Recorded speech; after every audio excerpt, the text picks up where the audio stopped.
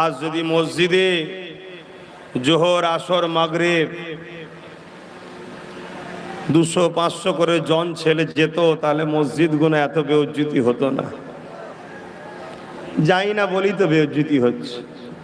আমরা না যে বেউজ্জতি করছি, আর এই সুযোগটাকে কেউ কাজে লেগিয়ে আবার ভাঙার জন্য চেষ্টা করছে।